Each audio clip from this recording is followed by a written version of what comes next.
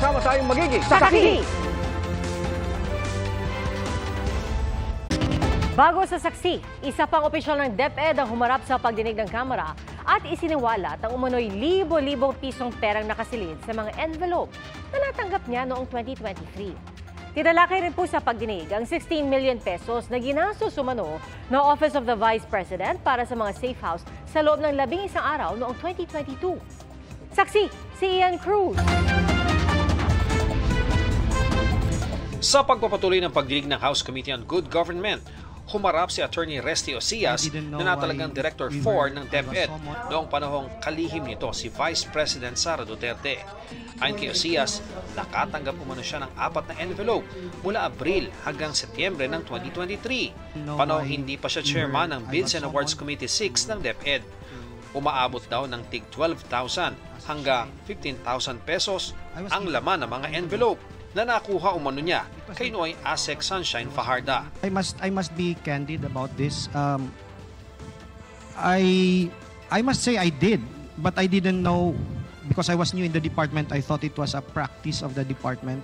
I didn't know I was summoned to the office of Asek Shine, and then I was given an envelope.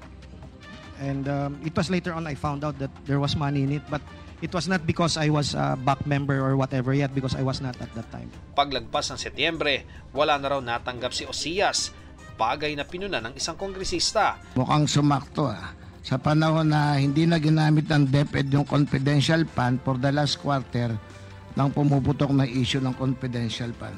Sa naunang pagdinig ng Kamara, isiniwalat ni dating Education Undersecretary Gloria Humamil Mercado na nakatanggap umano siya noon ng 9 na envelope na may tig 50,000 pesos na laman noong 2023. Reaksyon dito noon ng Vice Presidente, disgruntled o may sama ng loob si Mercado.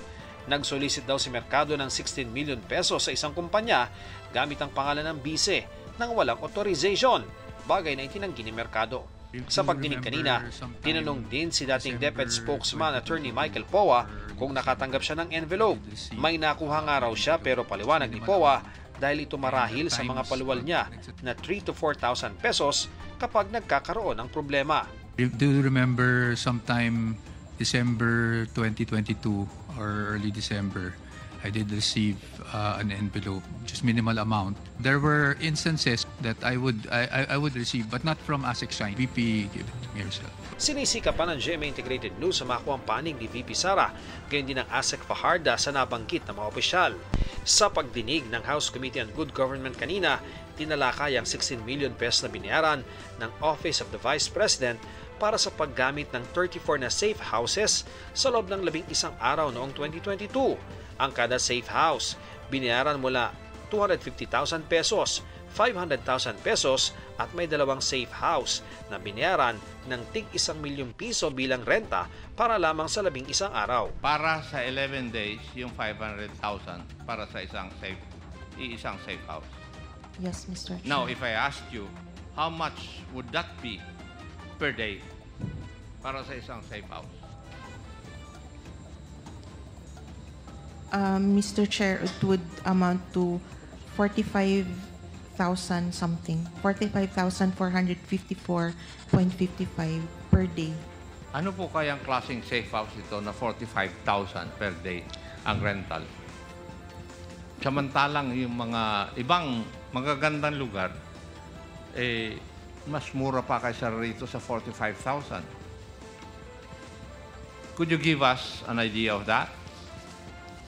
Mr. Chair, we do not have information on the safe houses. Kinuha ng OVP ang pondo mula sa confidential funds nito.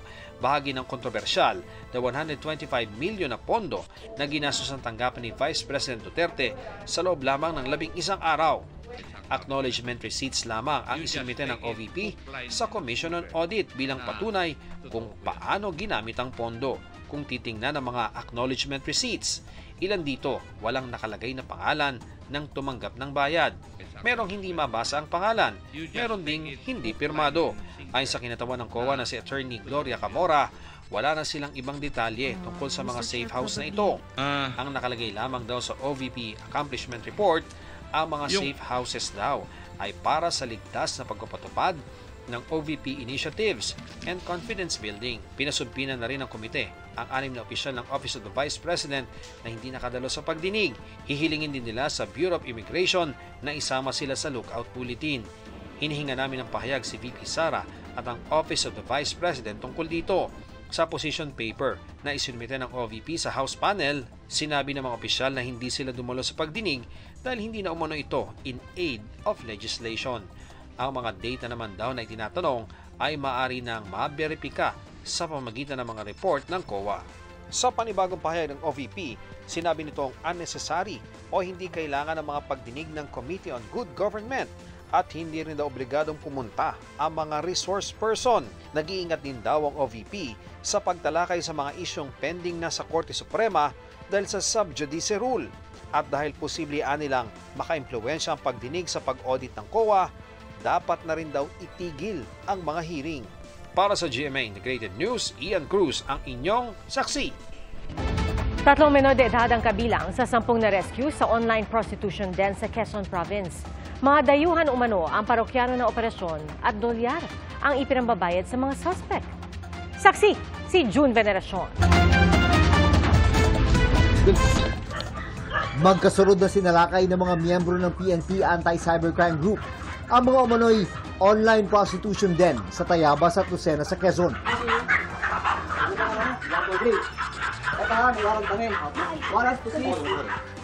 Ang ilan sa biktima naabutan pang nakapwesto sa harap ng kamera. Walang hawak. Yung cellphone, bitawan natin ang cellphone. Arestado ang 5 sospek habang 10 biktima ang na-rescue. Kabilang dyan ang 3 minor de edad. Pero nakalive pa rin sila dito sa... Ang karamihan pa sa mga sospek at biktima, magkakamag-anak ayon sa mga otoridad. Itong online prostitution din, ang nangyayari po dito ay meron po mga biktima na pinapagawa ng mga sexual activities online. Ito po nagla-live sila sa isang website kung saan ang karaniwang mga customer po nila ay mga foreigner. Sa investigasyon ng PNP ACG, hindi maa-access ang website ng naarestong grupo kung local credit card ang gamit. Dolyar din ang bayad sa kada show ng mga biktima. Bali yung bayad po dito ay kung gaano kalala yung sexual activities na gagawin ng victim, ayun din po yung taas ng price na ibabayad sa kanya. Noong nakarang taon pa raw nagsimulang mag-operate ang 2 prostitution den. Nakatanggap ng tip ang PNP ACG tungkol sa iligal na aktibidad kaya nagsagawa ng investigasyon. At pagkatapos ay naglunsad ng operasyon, makarang makakuha ng search warrant mula sa korte. Maharap sa reklamong paglabag sa Anti-Trafficking in Persons Act, kaugnay ng Cybercrime Prevention Act, ang mga naarestong suspect. Posible silang maharap sa hanggang 20 taong pagkakakulong at multa na hanggang 2 milyong piso. Hindi naman pinayagan ng mga abogado ng mga suspect na makipag-usap sila sa media dahil iniimbestigahan pa ang kaso. Para sa GMA Integrated News, ako si June Veneracion, ang inyong saksi.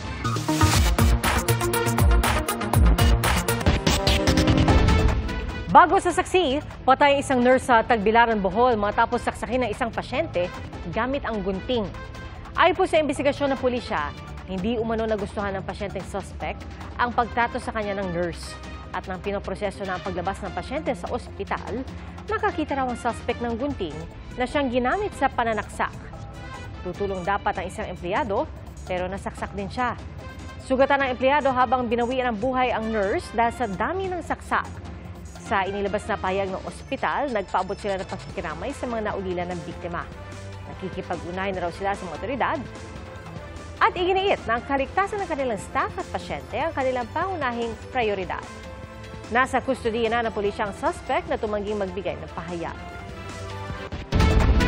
Magkatunggali po sa politika noong 2022 pero nakangiti at nagkamayan pa sina Pangulong Bongbong Marcos at dating Vice President Leni Robredo na magtagpo sa isang event sa Sorsogon.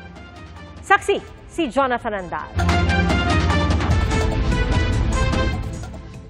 Nagkamayan, nagngitian, nagbatian.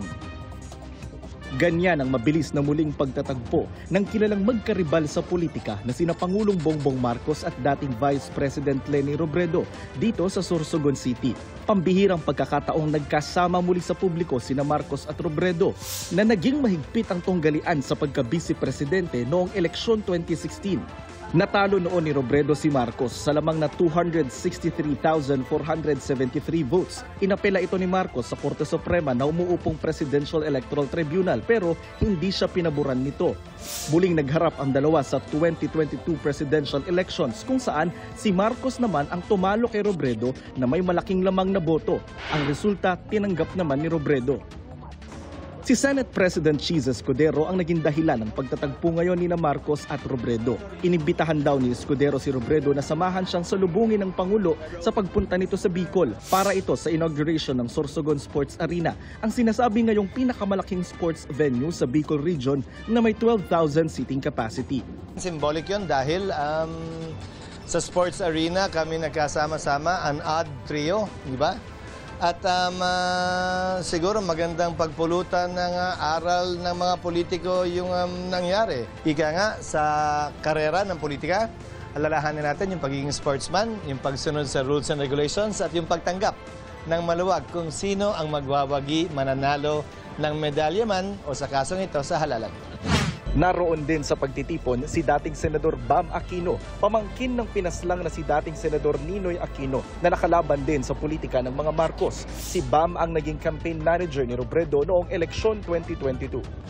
Naniniwala si Escudero, simula na ito ng paghilom ng anumang mga sugat sa pagitan nina Robredo at Marcos.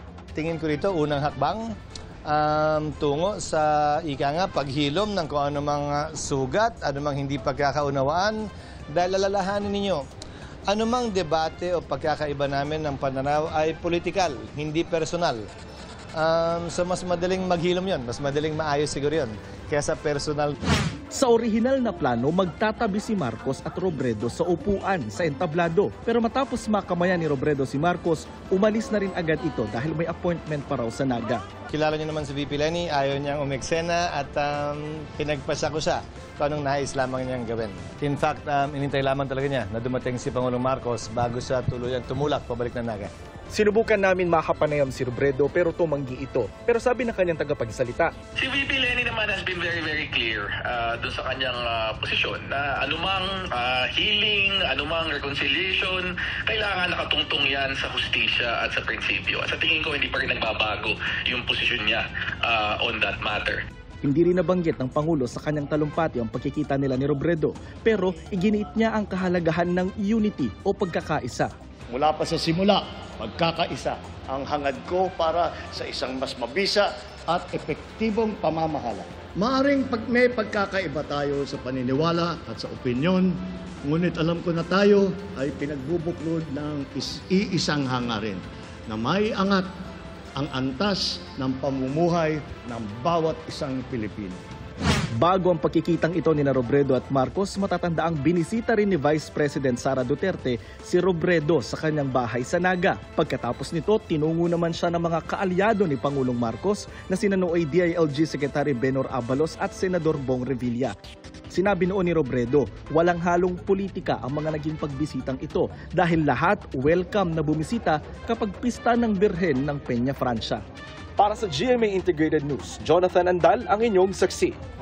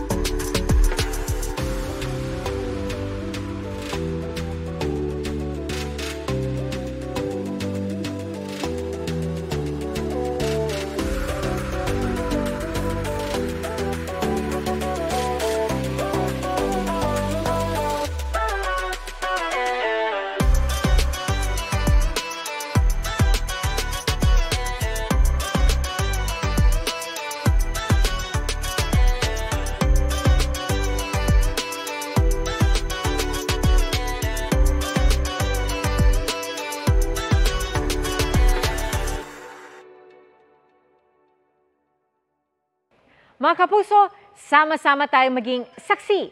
Mag-subscribe sa GMA Integrated News sa YouTube at para sa mga kapuso abroad, samahan niyo kami sa GMA Pinoy TV at sa www.gmanews.tv.